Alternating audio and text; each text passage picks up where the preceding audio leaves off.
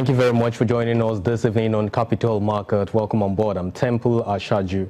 Now, this week, the National Bureau of Statistics made public the Nigeria's capital importation statistics, which showed a 127.49% year-on-year increase in imported capital. And that's up to the tune of 4.14 billion naira, $4.14 billion in the third quarter of the year. Now, on a quarterly basis, capital importation also increased by 131.27%. And a breakdown of this particular figure, which represents the foreign inflows that Nigeria had for that period, shows that capital imports also increased generally across board. We see that foreign portfolio investments accounted for over 66%, while other investments, which mainly comprise between foreign loans and other claims, came in with increment of 30.40%,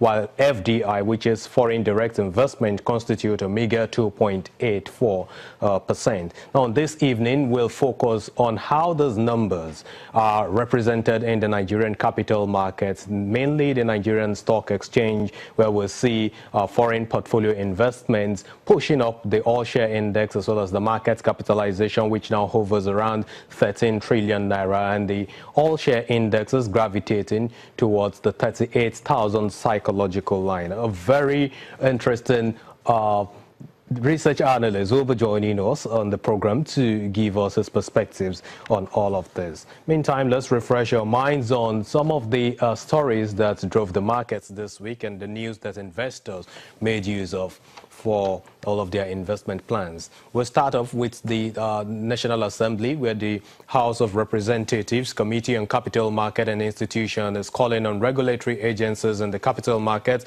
to intensify their efforts for the protection of shareholders' investments. The chairman of the House Committee, Representative Tajuddin Yusuf, said that at the opening of a two-day hearing on a bill for an act to amend the Investments and Securities Act of 2007 and look at bonds, securities, as well as private placements between 2001 and 2016.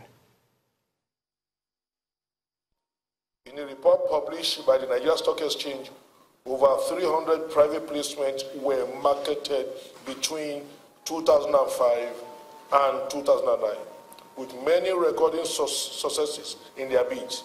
The report further revealed that over 700 billion was realized, with most of these offerings were oversubscribed.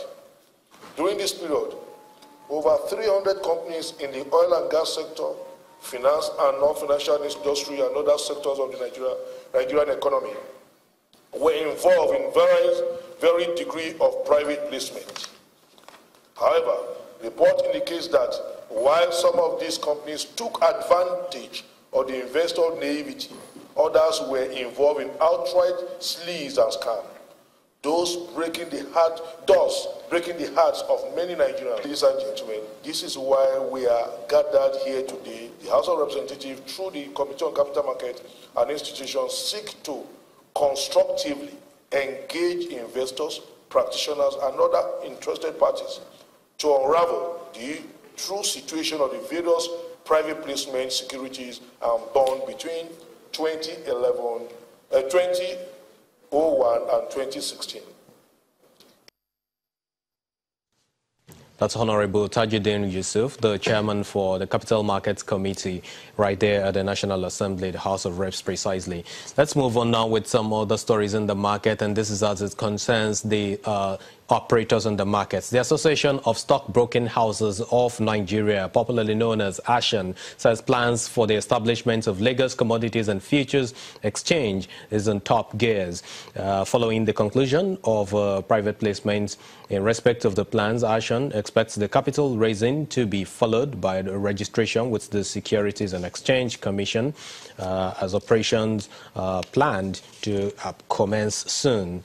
Now, in a statement, the association this week also signed a memorandum of understanding with APSB, its stockbroking counterparts for Morocco. According to ASHON, the partnership looks to aid brokers in the areas of training, communication, regulation, as well as brokerage access and cross-border listing.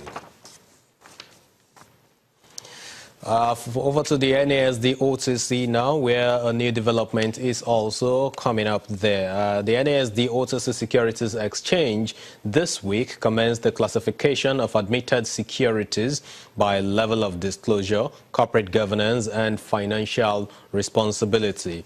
Classifications include blue category, which represents shares of companies with a history of sound financial performance or companies that display high level of corporate governance by timely disclosure of financial statements, regular communication with shareholders, and meets the minimum requirements of the Securities and Exchange Commission.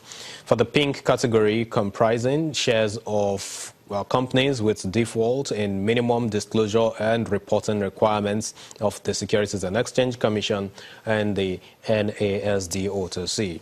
As of Thursday, November the 30th, 12 out of the 34 securities met the criteria for the blue category, representing 32% of the securities admitted to trade on the OTC market. These securities account for 18% of the volume and 91% of the value traded on the OTC markets year to date.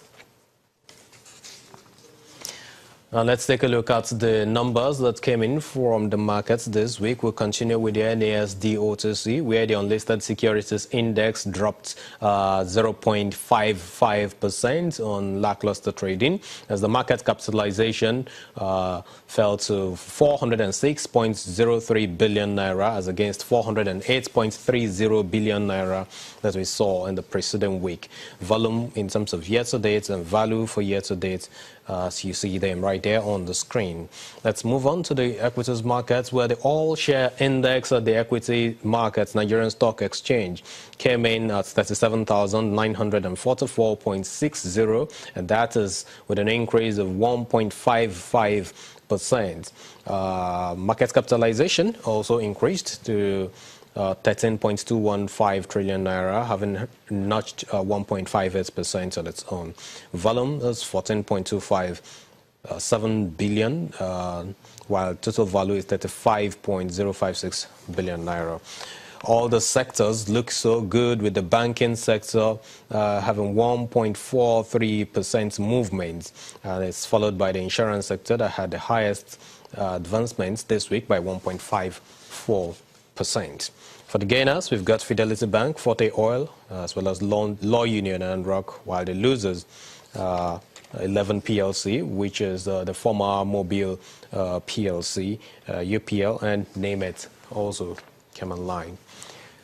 Before we have our discussion, let's quickly take a look at the fixed income markets, where the FGN bonds for 20-year tenor, July 2030 paper, had depreciated by 20 kobo.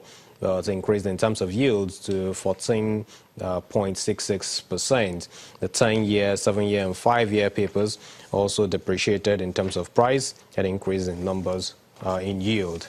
Rather, for the euro bonds listed on the London Stock Exchange, most of them, the 10-year and the 7-year paper, shared 3 cents and 21 cents each, while the 5-year paper was about the only one that had a good gain, with yields increasing or decreasing to 3.35%. For the Treasury bills, total worth of T-bills auctions this week by the central bank was 117.18 billion naira. And Treasury bills for 91-day, 182-day, and 364-day bills had stop rates that fell from 13% to 12.95% for the 91-day. Also, Treasury bills worth 72.34 billion naira were sold via open market operations, as the outflows were more than offset by inflows worth 249.12 billion naira in matured Treasury bills. Quickly, let's